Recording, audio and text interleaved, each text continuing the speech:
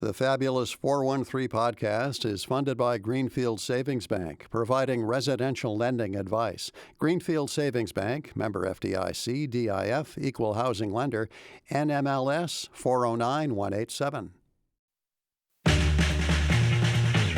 Welcome to the Fabulous 413. I'm Khalees Smith. And I'm Monty Belmonte. So we've kind of had a day to process things. But Tuesday's outcome is starting to underline several other issues that our community might need to address sooner rather than later. So we'll chat with professor and filmmaker Kate Way about her film Band Together, which has a screening and talkback at Bombyx in Florence tomorrow night. And find out from Red Fire Farm, Crabapple Farm, Grow Food Northampton, and CISA what the cuts to HIP mean, not just to the people who rely on it for healthy produce, but to the farmers who've been providing that produce. And someone wrote a song about it, so we may hear that too.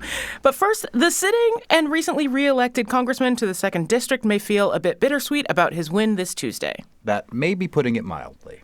Well. Hi, how are you? You sound remarkably chipper, Congressman. Yeah, I'm on new medication, so I'm ready.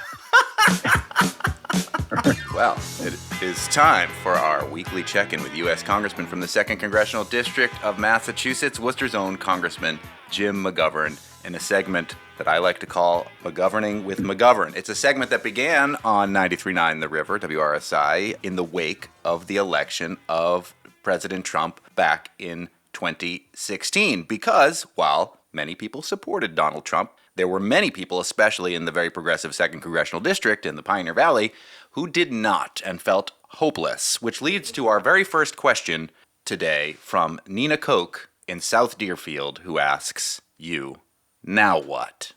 Well, we get a good night rest, and we get up tomorrow, and, we fight for the things that we believe in, and we fight for our values and the things that, we believe are important, and we fight for the kind of country that we want. Look, this is not the first time we've been disappointed by election results. The last time I really felt like this was, when Trump first got elected, but even before that, in 1980, when I was a paid intern for George McGovern, and Reagan swept into power, and Democrats lost the Senate, and McGovern lost his seat in the Senate. And I remember being devastated because I had such great admiration and respect for him. I couldn't believe that people would not vote to reelect him. But I remember when he came back from South Dakota, I thought he'd be depressed, and he was like, hey, look, we will live to fight another day. And he invoked that Thomas Paine quote, these are the times that try men and women's soul, and this is not a time to be a summer patriot or a sunshine soldier. We need to get back into the fight because this country is worth it. It's hard. I'm heartbroken by what happened the other day. I'm heartbroken in part because it says this is who we are as a country at this point. He didn't just win the Electoral College, he won the popular vote. And this is a twice impeached former president. He instigated that violent attack on the Capitol on January 6th. 140 law enforcement officials were wounded. I mean, he's an adjudicated sexual abuser, a convicted felon. He screwed up COVID. Over 1 million people died. He messed up the economy that Obama left him and left Biden with a really bad economy that he's been trying to clean up ever since. And, but yet, people voted for him. And we need to figure out why. But we can't give up. We just can't give up. And I'm not giving up. And I'm looking forward to getting back into the mix next week when we're back in session. Will there be, or has there already been, a Democratic kind of come to Jesus moment, for lack of a better way to describe this, after a loss like this? Does it feel like the Democratic Party must be fundamentally out of touch with the majority of Americans with a loss like this? Not to mention the fact, and I know that celebrity endorsements only matter somewhat, but when you've got Taylor Swift and Beyonce and Oprah on your side and you still lose the popular vote, there is either something fundamentally wrong with the messaging of the Democrats or I should say, the power of what must have been some form of racism and misogyny, not allowing enough people to vote for a black woman. I always hate the Monday morning quarterbacking stuff because it's not simple. It's complicated. Talk radio makes its bones on that. There are two sports networks in Boston. That's all they do. But I think Bernie Sanders has a point, and that is that I think we should have spent more time speaking about issues and impacting average workers, because working people in this country are struggling. There's no question about that. People are living paycheck to paycheck, and I think that needed to be acknowledged more. And she had some policies to try to deal with that, but for some reason that message didn't get through. I think in some places, where you had abortion referendums on the ballot, some people thought they had the luxury of being able to vote to protect women's reproductive rights on the state level, but didn't have to worry about it on the federal level so they could split their vote. They'll find out soon enough that unfortunately doesn't work that way. And I do think that the point that you raised about sexism and misogyny and racism, it's still a problem in this country. Look, just in Massachusetts, I was on election day holding signs, and I had a number of people come by and tell me, we can never vote for a woman because a woman's not tough enough to stand up to Vladimir Putin. And I would go through all the list of women leaders all around the world, some of them who were super tough, and they said, "No, we just don't believe that a woman is up to the job." And I'm really sad about that because we're so far behind the rest of the world. But the bottom line is, it is a factor. There's no question. So there's a lot of things. I think if Biden had gotten out earlier, I think she would have had a longer of a runway, if you will, to be able to talk about all the things that we're now saying she should have talked more about. But I will be honest with you, I am nervous and I am scared about what's coming next, but we can't give up and we have to fight back. Speaking with U.S. Congressman Jim McGovern, McGoverning with McGovern, our regular Thursday segment on this post-election week. Is the leadership of the Democratic Party now regretting and Monday morning quarterbacking the decision to not so gently ask President Biden to step aside? Do you or do other party leaders think Biden would have actually done better? No. Again, I respect President Biden's service, but if you recall, the polls in June were devastating in almost every state, including a lot of the states that Kamala Harris won. So, I think there was a concern that Biden physically wasn't up to 4 more years. That would have played a bigger role than any of the issues. I don't believe that him being the candidate would have resulted in a victory for Democrats. But I do think, again, there are a lot of factors here. Some of them are messaging, some of them are what she prioritized, and some of them are factors. We have to deal with the issue of sexism and misogyny and racism in this country because it's real. And when people say to me, "Oh, no, you're just making excuses," I've heard it on the campaign trail. I heard it repeatedly, even here in Massachusetts. Do you think there's any chance that President Biden steps down in this lame duck session and makes Kamala Harris the first black female president of the United States, if only to show that it can happen? Would that be wise? Would it be advisable, or would it feel like a concession? This is the first time I even heard that. But I don't know. I would like that glass ceiling to be broken so that this isn't such an obstacle. But that's an interesting idea. I have to think about it. Well, I'm not saying you should go tell the president to do that. I'm just a little bit of things I've heard, the scuttlebutt looking through social media, doom scrolling like so many other folks. The other things that hang in the balance, of course, are the Senate is going back to control of the GOP, but the House, where you are, Congressman, is still, as of right now, undecided. What if the GOP runs the table and gets the Senate, the House, and the Oval Office? Is there any common ground that you, especially in the more progressive wing of the Democratic Party, will be able to find with Republicans, or will it be 4 years of just constant obstruction and pushback? Well, first of all, there are midterm elections 2 years from now. Right. So, it doesn't have to be 4 years. Look, I say all the time, if people have good ideas, I'm happy to work with you, no matter what your politics may be. There haven't been a lot of good ideas coming out of the MAGA wing of the Republican Party. In fact, there have been a lot of lousy ideas and dangerous ideas. But I don't close the door to people because they have different politics. But I'll fight people who are advocating for things that I think are going to hurt my constituents or hurt vulnerable people in this country. And one of the things I really think we need to figure out how to deal with is how we provide a circle of protection around groups of people that Trump has threatened in this country. From the LGBTQ plus community to, women who are seeking to ensure that their reproductive rights be respected, to immigrants. He's talked about going after legal immigrants in this country. We have to be prepared to push back on that. And look, we have power. We have a voice. And I'm hoping that if Trump decides to try to undermine the Constitution, that there are some sensible Republicans who will join with us and serve as a guardrail. I'm hoping that the press will live up to its obligations and call him out if he goes beyond a certain point. And I'm hoping that average citizens will use their voice. We have a constitutional right to freedom of speech. Use it to fight back. Because if you don't fight back, it means you've given up. And I'm worried a little bit about that, too. I got a call from a friend of mine who she's been in politics forever, she was like, when Hillary lost, I was really hurt, but I wanted to fight back more, but now I kind of feel hopeless. Mm-hmm. And we spent an hour on the phone last night. I tried to convince her, no, that's what they want you to feel. They want you to feel hopeless. They want you to pull the shade because they don't want any pushback on any of the stuff they want to do.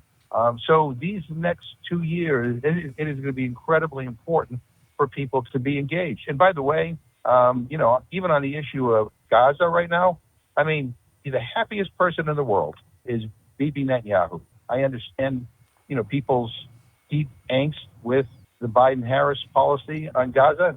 I share that. But for people to say that this is a better outcome on that, I'm sorry. I mean, they already have signs up in Israel, make Israel great again, because they think Donald Trump's going to give them free rein to do whatever the hell they want to do.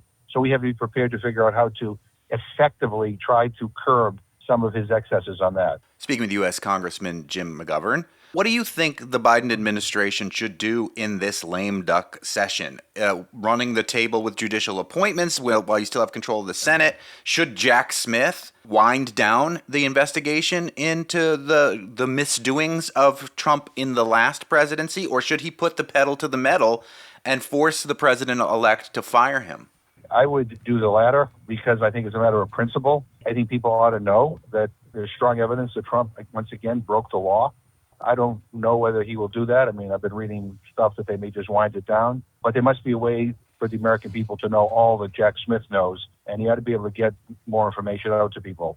I also think that Senate ought to pass as many of the judicial nominees as possible because the court system, especially if things don't work out in the House, the court system is going to be, again, a guardrail, an important guardrail to kind of protecting people's rights. And again, we have to keep the government running. We got to pass a bill so the government doesn't shut down. So there's a lot of stuff that needs to be done. The Democratic Party and Vice President Kamala Harris have been very gracious losers. The Democrats have not put up any fight whatsoever and have totally accepted these results, much to the dismay of some folks on social media. Is there any fight to be had left? Is there any reason to go into a fight about these votes, or is it just clearly so over? I mean, I don't think that this is a fight that is appropriate at this particular point. I am heartbroken, but the reality is that this is who we are right now. I hate to say that. This is what's so heartbreaking. He won not just the Electoral College vote, it looks like he's going to win the popular vote. So this is who America is right now. We got to face that fact, and we have to try to change that reality. Elections have to be about more than that you respect the results if you win. I mean, she did what Trump wouldn't do 4 years ago, and she did what Trump wouldn't have done if he had lost this election. And she'll be in the Mike Pence role that was so dramatic in January 6th of 2021. Right. And that's why, what Trump did 4 years ago was so destructive, and what the mob did was so destructive. I mean, it made a mockery, of our democracy. It basically said that it doesn't matter what voters think or how they vote. All that matters is that we win. And that's just not the way our system works. And again, sometimes it is we're overjoyed with happiness with the results, and sometimes it's depressing as hell. And this is the latter, especially for me, and I think for a lot of people who may be listening here. This is not what we wanted, but we now need to work to change it. I hate the fact that it's going to be difficult for these next 2 years, but if you love this country, and I love this country, it's worth fighting for. With all of the losses that happened on Tuesday for the Democratic Party, you were challenged by Cornelius Shea, who joined us on the show. You won handily, 67.9% to 31.7%, almost 100,000, or more than 100,000 more votes for you than the independent Cornelius Shea. Any reflections on your own win this past week, Congressman McGovern? Yeah, look, it's the highest honor in my life to serve the people of the 2nd Congressional District and Congress. I love the job, and I'm there to try to make things better for people, to try to improve the quality of life for people and make this country and this world better. So I'm gratified by the support. And again, I'm going to go back and, roll up my sleeves and fight like hell for things that I think will make a difference. And I think everybody has to do that, right? And if we can find common ground, great. Let's figure out what we can get done. But we don't sit back and do nothing in the face of policies that we deplore. And we want to fight hard to uphold the values of this country and the ideals of this country that I think Donald Trump right now does not represent. Again, I'm a little bit frightened by what is about to come down the road, but we just have to be rested and ready, and we have to be in the mix. One way to get into the mix in your community is less than 3 weeks away, the March for the Food Bank, where Congressman Jim McGovern will join me and many, many others as we march 43 miles over 2 days from Springfield to Greenfield in the 15th annual March for the Food Bank to raise money and awareness about hunger in our area and to support the work of the Food Bank of Western Mass. Not too late to join us in many, many different various capacities, and you can find out all the details at the Food Bank's website, foodbankwma.org. And if I could just say, that's going to be like therapy for me, right? Because, and I think for a lot of other people, because the bottom line is we want to do good things. In the face of this election, which is not about upholding goodness, we can defy that reality by being proud of the March for the Food Bank. And we can help a lot of people in our community. It's a good thing to do, and I think we'll all feel better about ourselves and about our country if you participate. Once again, foodbankwma.org is where all those details are. Thanks as always, Congressman. We will talk again next week. Okay, all the best. Keep the faith. One of the many issues that might end up on McGovern's congressional agenda is the issue of book banning, and we'll talk with director Kate Way about her documentary Banned Together, which explores the recent wave of bannings and is getting a screening at Bombyx in Florence on Friday night. But first, bringing the issue of hunger even closer to home, and we speak with farmers at the Tuesday market in Northampton about the upcoming cuts to the HIP program. You're listening to the Fabulous 413 on 88.5 NEPM. NEPM's podcasts are funded by Armbrook Village Senior Living in Westfield, with support services designed to help seniors age in place, including a Compass Memory Support Neighborhood. More at armbrookvillage.com. The Fabulous 413 podcast is funded by the UMass 5 College Credit Union, offering co-op advantage checking with cash back on all purchases, plus secure debit card controls, all from the UMass 5 mobile banking app. Insured by NCUA, umass5.coop. Time for another Local Hero Spotlight with Claire Morneau from CISA, the Local Hero folks, and sort of like a supergroup dream team of Local Hero farmers, but talking about something less than dreamy, and that is cuts to HIP. HIP has broken. And again, HIP has to do with hunger, and the food bank march is coming, and snapping my hip is something that I am desperately trying to avoid. Claire, set the scene about what's going on. I feel like that was a way deeper pun than the average person. I've used it so many times that I just hope that some people haven't heard that joke already. All right, so HIP is the Healthy Incentives Program, and it's a statewide program that makes more money available to people who are using SNAP, formerly known as food stamps, to buy food. So the way it works is that SNAP customers can use their EBT cards to buy fresh produce directly from local farms that are participating in the HIP program, and then they get an instant rebate on their EBT cards, which means they have more money to spend on more produce or whatever else they like. And the program's been in place since 2017. Currently, people get a benefit of up to $80 a month, depending on their household size. And just recently, the Department of Transitional Assistance, which is the state agency that administers this program, has announced that because of a budget shortfall, because the state did not allocate enough money to this program this fiscal year, the benefit is going to be cut to $20 per month for everybody, regardless of household size. So it's a major cut to this program. It's supposed to go into effect on December 1st, so it'll be hitting people's grocery budgets right before the year-end holidays, and it's obviously going to have a really big impact on the farms and farmers markets and CSAs that run throughout the winter. Does anybody know the backstory about why these cuts came when they did? The estimates for this year was that in order to keep the program fully funded throughout the entire fiscal year, it needed $26 million. By the time the state budget had worked its way through that entire process, the amount allocated had been winnowed down to $15 million. So we went into this year knowing that there was going to be a budget shortfall unless the state is willing to advocate an additional $10 million, which is what we are calling on them to do. I think that the process for deciding exactly how that shortfall was going to be managed sort of happened behind closed doors. There have been other years where the program has been paused entirely for short periods. I think this is an attempt to keep it going at least throughout the rest of the fiscal year, but it is a really deep cut. Through the fiscal year means through July, which is kind of halfway through the growing season. It's scheduled to take effect on December 1st. that is going to impact winter markets. But exactly how it reverberates throughout the rest of the year really remains to be seen if we don't get money in the supplemental budget to cover it. Well, let's talk to the supergroup of farmy folks. My name is Helen Kahn, and I am the Farmers Market Manager for Grow Food Northampton. I'm Tevis Robertson Goldberg, and I run Crabapple Farm in Chesterfield, Massachusetts. I'm Ryan Voiland from Red Fire Farm. We farm in Montague and in Granby. I'm Sarah Voiland from Red Fire Farm, and we do lots of winter markets, CSA, and wholesale that will be affected by this. Full disclosure, sometimes my child's employer.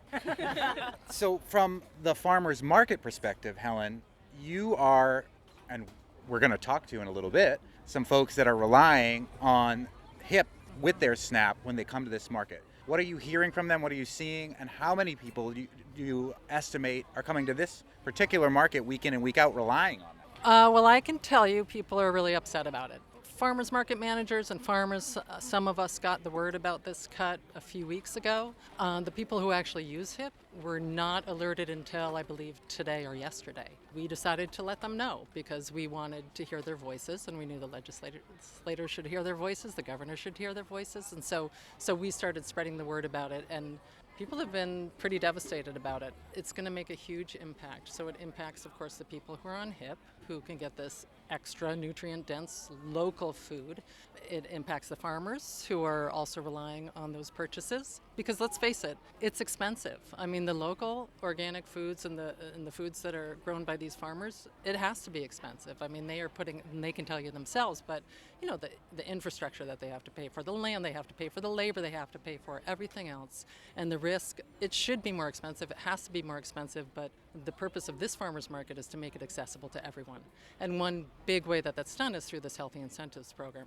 I can tell you, for example, that in 2023, we had over 1,200 people coming and accessing HIP just at this farmers market. Over 1,200 households in 2023 alone, at our markets alone, that constituted over $80,000. And so that's $80,000 that is free for them, but it's going right to the farmers, it's going into our local economy, and it's allowing everyone full access to these great foods. So when we started telling people about this proposed cut, they were, of course, very upset. That's Helen Kahn from Grow Food Northampton and the Tuesday Market. Tevis, tell us about how this cut is going to impact you and your farm. You know, there's going to be a bunch of sort of ripple effects. The winter market, all of those crops are already planted, they're already grown. Some of them are harvested, some of them are still in the field. You know, over the next couple weeks, I'm going to be harvesting all of those storage root vegetables, bringing them in. I know that my existing storage space is not going to fit everything in the field. I'm probably going to be leaving stuff in the field because the current forecast is my sales are not going to go up this winter, they're going to go down. There's going to be a ripple effect for customers at market who aren't SNAP customers because over the past several years, winter markets have really taken off. A lot of farms have started producing for the winter. It's more expensive, it's more difficult to have crops for January. Like, that's not the natural growing season around here. Not yet. Please no.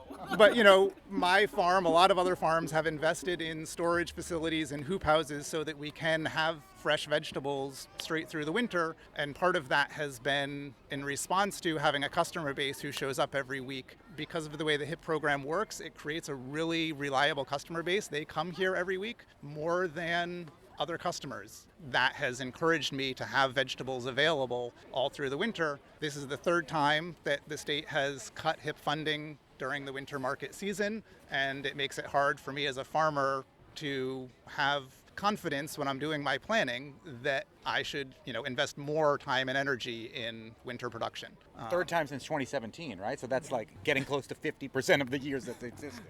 The recent years has been consistent, though. The last 2 or 3 at least have been year-round. I thought we were past this. Yeah. Does it set a certain precedent for what the state is expecting agriculture to do in the winter? It doesn't seem like folks in Boston have fully figured out what the growing season is these days and what the market season is. There's also a state coupon program which has been around for years where those expire on October 31st. Today I'm at a farmer's market. I can't accept those state coupons because they expired last week.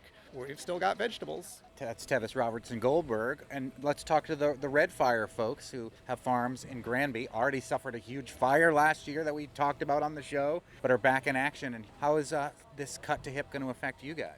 I wanted to start by saying that I think that the HIP program has really saved our farmers markets because it brings in more attendees that make it viable for us to be there at all. So having a cut to it, what we're looking at for the winter markets we're going to here locally, Springfield and Northampton, it's about 50% of our sales that is HIP.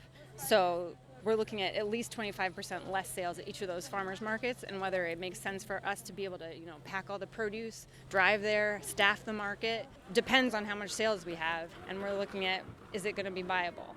I mean, these are people that we've made connections with, and like Tevis is saying, they come every week. We're looking at them and saying, we're not going to be able to provide you this produce that we grew for you. It's heartbreaking, really. Think about the loss for everyone's food budgets for the wintertime and what that means for families. Ryan Boylan from Red Fire Farm, thoughts on this cut to HIP? We're busy harvesting now all this produce that we grew, much of it earmarked to sell through the farmers markets and through these HIP supported channels during the winter. And we go in our cooler and just towers and towers of bins of carrots and potatoes and onions, and we're looking at the prospect of having all that good food that was very nutritious that we spent so much effort growing, and it looks like we might not have a way to sell a lot of that food.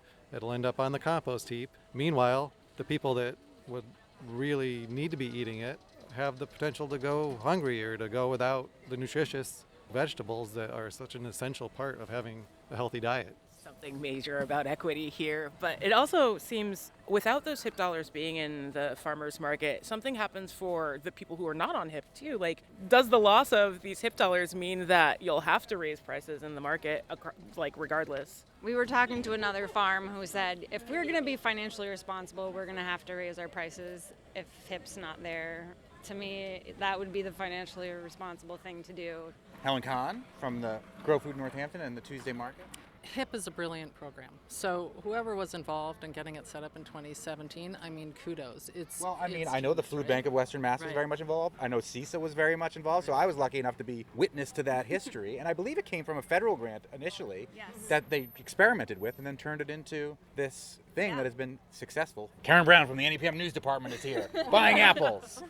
News at 11. Spotted. So I think there's no question. Anyone who talks about HIP, who's involved with HIP, knows it's a phenomenal program. And it keeps growing every year. And it's a combination of people realizing, we're doing a lot of education to people who are coming to our tent every week, explaining. Every week there are new people saying, oh, I had no idea I have this benefit. Every time they hear about it, they're blown away by how great it is. And then they start using it consistently. We know at the state level all the positives that we've been talking about today. And we know that they need to put in more money every year. And they know that. And so I guess that's the question mark. What happened at the state level? And it is clear that the legislators, at least in our area, are absolutely for it. But I also wanted to add, just on the issue of the ways that this cut is going to cost farmers and farmers markets and other businesses. Farmers market managers, the staff at farm stands, the staff at CSAs are the people who are communicating to HIP customers about how this program works, making sure that people understand what their benefit is. I know that there are farms that have hired more staff so that they can manage the influx of people. They've hired multilingual staffers so that they can serve HIP customers across language barriers. Many of the farmers markets in areas that are lower income in our region, the reason that they have been able to be sustained, the reason that they exist, many of them, is because of HIP. So there's been this huge investment on the side of farm owners and farmers market managers and others to help create the infrastructure to make this program feasible. Most of the costs and that burden has fallen on the business owners, and so cutting this program, it also undermines all of that effort. It's going to be the same folks who are going to have to be rebuilding trust with HIP customers on the other side of this, and it takes a lot of time for people, especially people who are in a vulnerable situation as far as their budget goes, to feel confident again to use a program like this. So the ripple effects can take months for usage rates to return. We've already reached out to our CSA members who are on HIP programs to say, okay, this is going to happen. What do you want to do with your share? Do you want to cancel it for this month, that month, and the other month? All of that stuff we're doing right now, and then if it comes back, we're going to do it again. And it's not easy to do these communications because in some cases there are real language barriers. It's hard for them to understand in the first place that this program is happening and how it works. And then if there's a sudden interruption, that it just really confuses people. I spend a lot of time at the Springfield Farmers Market vending, and we deal with so many people that don't have English, and they're going to be really thrown for a loop. Let's go talk to this family that is using HIP right now and hear what they have to say. Hey, my name is Allison, and I'm from Amherst. You're here with 1, 2, 3, 4 kids, yeah? Yep, they are 4 of my 5. Uh-huh. And we love coming to the farmers markets and getting fresh fruits and veggies, finding different farm stands, especially you-pick programs. We've been able to do a lot of different things with the HIP program that we wouldn't be able to do otherwise. Picking strawberries, picking apples, and if the cut is made, that would definitely prevent us being able to do all of those fun, healthy activities. And you're one of the families that would get the max, right? The 80, but that's now going to be dropped down to 20? Yes, so that would Starting definitely be next a month. significant cut for us. I think I started receiving SNAP around the time it was implemented because I remember hearing it when I called to check my balance and then calling my caseworker and asking, like, what is this HIP thing that I'm hearing about? So, Anybody else in the family want to talk any of these about? What do you want to say, buddy? What do you like to get at the farmers like to get at the market farmers for fruits and veggies? Ourselves. Popsicles. What Popsicles? about Oh, fruits yeah. and vegetables? Who said that's what's us? The Do you like popsicles are good though, strawberries? crooked stick. And apples and peaches Yeah. and kale. What We about? like kale. We're a kale family. This little one, she is 1.5, and using HIP, we've been able to make most of her food since she's been born. We haven't had to do any like puree baby foods. She's just been able to eat straight organic food with us. What are you planning on doing when this cut gets implemented as soon as next month? Definitely not a lot of time to plan for it. I'm not sure yet. We'll have to think about it and think about how we can still keep eating all these healthy foods that keep these kids growing healthy and strong. You want to talk again? What do you want to say? Kids always do this. They want to talk, but then they don't want to talk when they have the opportunity. That's why you never work with kids and animals. Wait, that's a kid and an animal. Let's hope this change gets reversed and we can continue to have all these yummy foods for everybody. Yeah. All right, you got your hands full, so go shopping. Thank you. I just want to make sure that anyone who hears this who might rely on HIP and who uses SNAP, I want to make sure people know that the program is not scheduled to be reduced until December 1st. So people should feel confident going and getting their full benefit throughout the month of November. We hope that it will continue past December, but at least it's secure for the month of November. The campaign for HIP funding, CISA is part of that, so there's information about it at buylocalfood.org, or you can search for campaign for HIP funding to find out more information. Sarah Boyland from Redfire Farm, you've written a song about snapping your hip? Yeah. I mean, Hold on, we'll wait till Ryan's phone stops ringing. That's actually part of it. That's sample. It's a sample. You dropped the beat. I feel like this is such a big deal for us that it's worth getting a little embarrassed and singing a song for. And this comes from all of us at the farm, our crew that relies on winter work, and all of the people at our farmers markets that are wanting to come out and eat fresh food. Why do you build me a health incentives program just to let me down and mess me around? And then worst of all, you're never fun, baby, when you say you will. But we love you still. We need you. More than any time, darling. Know that we have from the start. So build us up. Legislators, don't break our hearts. Dun, dun, dun, dun, dun.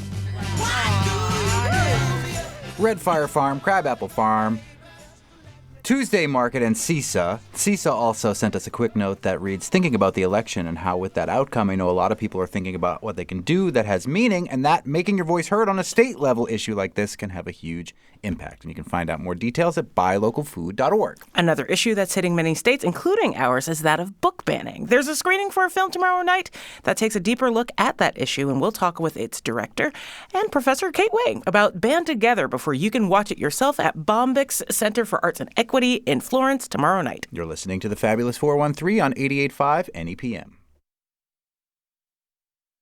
The Fabulous 413 podcast is funded by UMass Amherst School of Public Policy, offering graduate programs in public affairs, public policy and administration, data analytics, and computational social science. umass.edu/SPP. The Fabulous 413 podcast is funded by Northeast Solar, helping customers make the switch to solar for savings, energy security, and tax incentives. Learn more at northeast-solar.com. Band Together is a feature-length documentary film following the efforts of 3 students from a small South Carolina community who take a stand when almost 100 books are abruptly removed from their school libraries. As the students rise to become national voices in the fight against censorship, the film captures the broader narrative of book banning and curriculum censorship across the U.S., featuring interviews with best-selling authors whose works have been banned, including Juno Dawson, Jodi Picoult, Dr. Ibram X. Kendi, as well as insights from Maryland Congressman Jamie Raskin, constitutional scholars, educators, librarians, parents, and student activists from across the country. Band Together will be screened at the Bombyx Center for Art and Equity in Florence this Friday, November 8th at 7 p.m. and will be followed by a brief panel discussion of local authors and scholars, as well as the director, Kate Way. Kate Way is a 413-based educator, photographer, and independent documentary filmmaker, and is currently a professor of digital media at UMass Lowell. Band Together, and we should say it's spelled B-A-N-N-E-D for this audio-only medium, Together is her third major documentary film project, and Kate Way joins us now. Thank you so much, Kate. Hi, so glad to be here. Thank you. Kate, Khalees and I whittled away much of Election Day by not looking at what results were coming in the middle of the day, but by both watching your documentary. I think now, in light of the election results, your documentary is particularly poignant because it takes place in locations where the rhetoric around censorship is very high that also seem to correspond with the party that won handily in the election this week. Talk about how you encountered the story of these folks who were standing up to censorship as high school students. I mean, really, the background is that I was, at the time in the fall of 2022, I was teaching at UMass Amherst, and I was teaching a course in the politics of education. And my students and I did a unit on curriculum censorship and book banning, which was sort of on the rise, really. I think 2023, I think, was the apex of books being banned. And so this was really it still is a very hot topic, but it was very prolific then. And so my interest was piqued even more. My background is as an educator. I've always, I taught high school English for 20 years. I've been in the field of education for my entire career, as well as being a media maker. And I was traveling to South Carolina, and I did a little bit of research. I was in between projects and discovered that this big story had been happening in Beaufort, where almost 100 books were pulled off the school library shelves just a couple months prior. And so I started the project really quickly, and we were able to make a feature documentary in just a year and a half, which is sort of unheard of. And we would have liked more time, but we felt very compelled to get this finished before the election while this issue was on everyone's mind. You have 2 other films, Stop Time about Lucio Perez and G is for Gun, which is about other difficult topics. But how does this particular story, Band Together, fit in the context of your other 2 documentaries? First of all, my next one is going to be about puppies and flowers. Yay! For sure. I think I'm done with this political stuff. No, really, my primary interest in contemporary social issues has always been through the lens of education.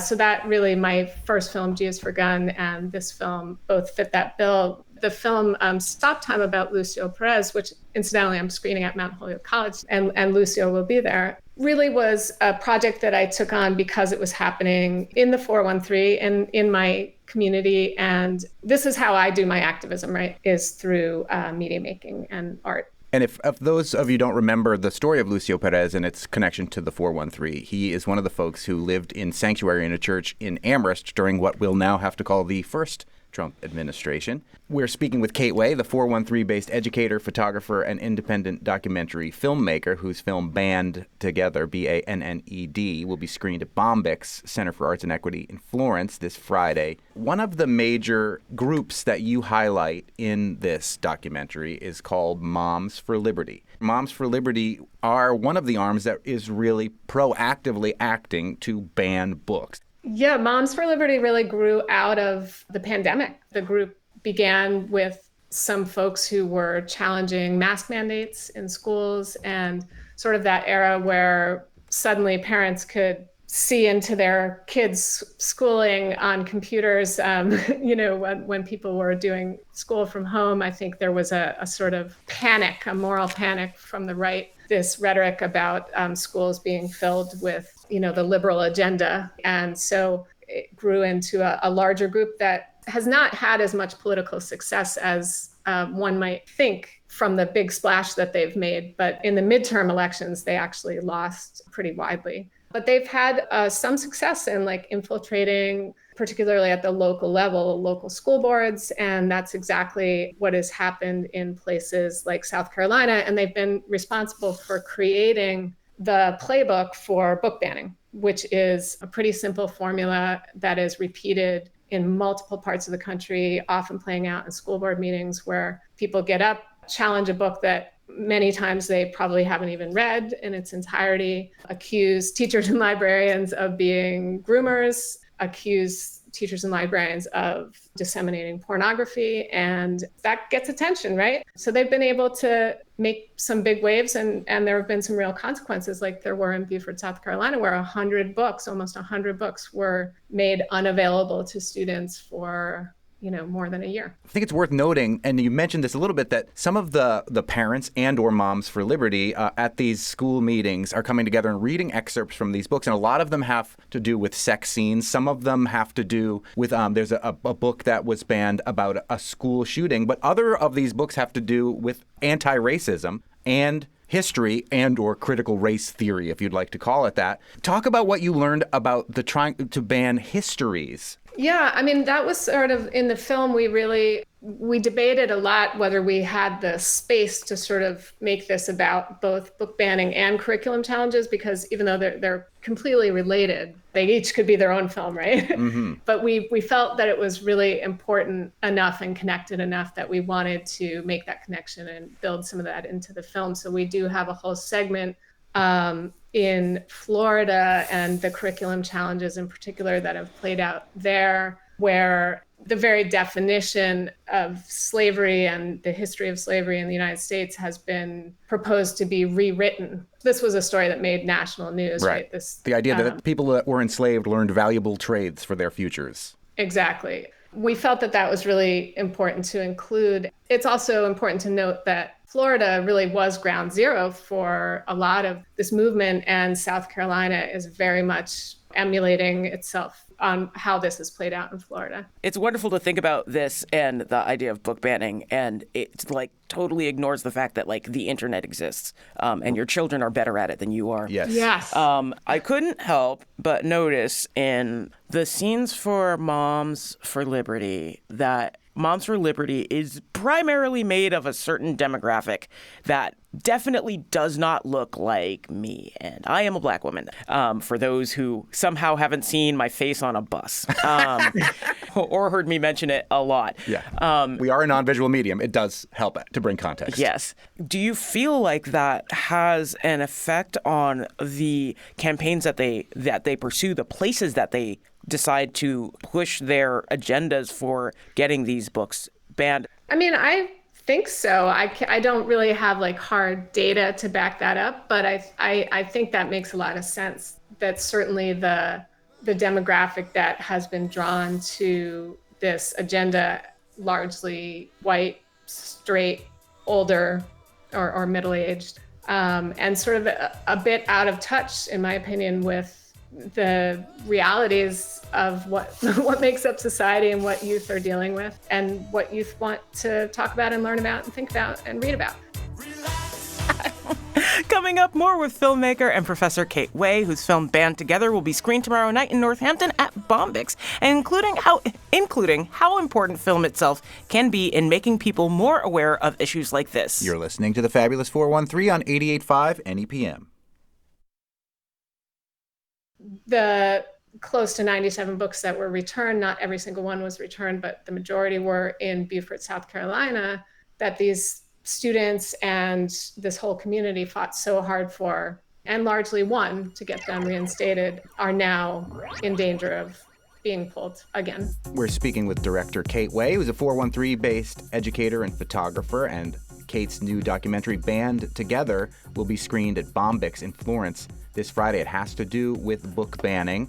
Kate, did you talk to any parents that moved you in any way to think about why these types of books should not be in their school libraries? Should these be all available to all children all the time? Are there ways to stratify it in a way to say that this content contains this? We children of the 90s grew up with the parent advisory explicit lyrics on cassette tapes and things of that nature. Is there any place for censorship for people that may come from a completely different socio-political, demographic, religious background when it comes to public school libraries? Yeah, I think that's a great question. And I definitely, a couple of things I would say to that. One is that in almost all school districts, including Beaufort, South Carolina, there are protocols in place for exactly that, for somebody who may want to opt out of reading something or being involved in a curriculum that for religious or moral reasons they, object to. In Beaufort, for example, there was a form that someone could fill out to object to a book. A librarian would attend to it right away and follow up with that parent. And there are ways to sort of keep your child from being able to access a certain title, right? I think that's totally appropriate. When I was a teacher, I had students who once or twice who opted out of titles we were reading in my English class. I thought it was too bad, but it was more work for me to have to create an alternative assignment. But I think that's okay.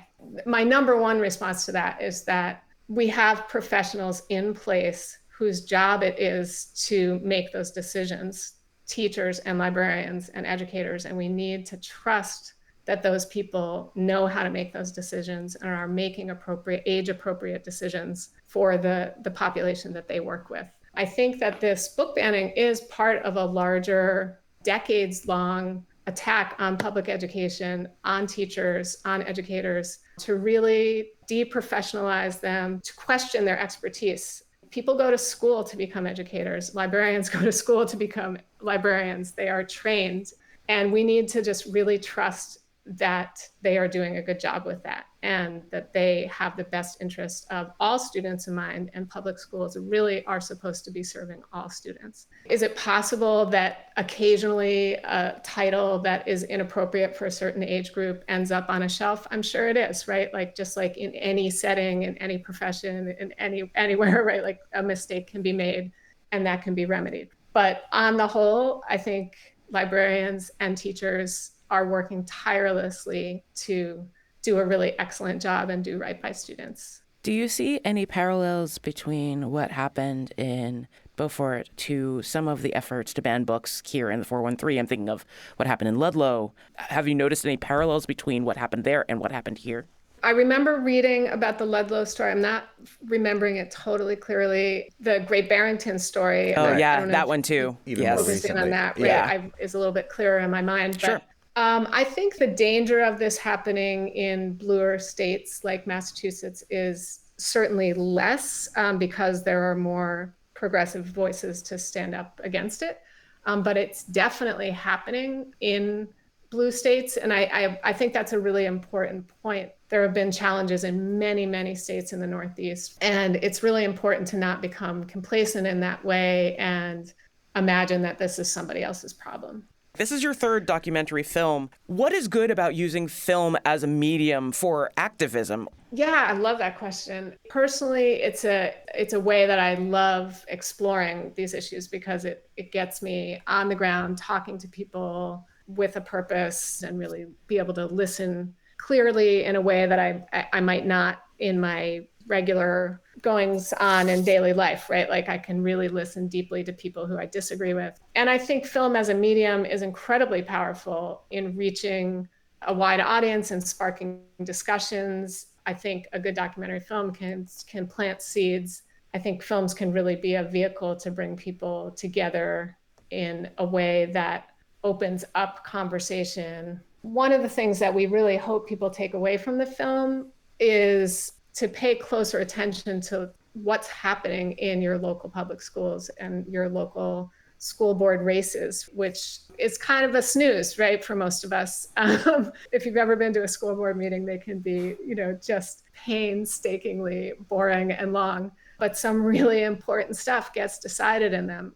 How important do you feel measures like the one the Illinois governor put in that just got rid of people being able to ban books might be in the future to combat some of this? I think that's huge. I think that the more we can have state level mandates that make this impossible, that would have a big impact, I believe. We're speaking with Kate Way, the director from the movie Band Together, which will be screened at the Bombyx Center for Arts and Equity this Friday. Kate is a 413-based filmmaker, and we have some 413-based artists who, while they might not be getting banned in the 413, are getting banned elsewhere. I'm thinking about Jarrett J. Krasaska's graphic memoir, Hey Kiddo, about his mother's struggle with heroin abuse. I'm thinking about Mike Curado's graphic memoir, Flamer, about, growing up gay. One of the most famous banned books of all time was written by Northampton author Leslie Newman, Heather Has Two Mommies. I know that you'll be in a talkback after this with some authors and educators. Who will be part of the talkback? We actually did invite a couple of those authors to join us, but unfortunately they were out of town. But I will be joined by two fantastic panelists. Julia Garnett, who is a student activist from Tennessee who stood up to book banning in her own community and has become really a leading national student activist against book bans. And I was absolutely thrilled to learn that she's attending Smith College. So she'll be joining us. And then we'll also be joined by a local librarian, Bill Brown, who is a librarian in the Gateway Regional School District and a longtime literacy educator. Band Together is a documentary film, Banned. It is created by Kate Way, a 413-based educator and director. Thank you so much for joining us. You can go to the screening on Friday at Bombyx in Florence. Thank you so much for having me on the show. One thing that Kate wanted us to mention about the films in her portfolio is that they all examine how national political debates play out at the local level, which is incredibly important. Tomorrow it's Live Music Friday. We'll drink with Tip Top and we'll check out Valley Light Opera. We'll see you then on the Fabulous 413. Later, y'all.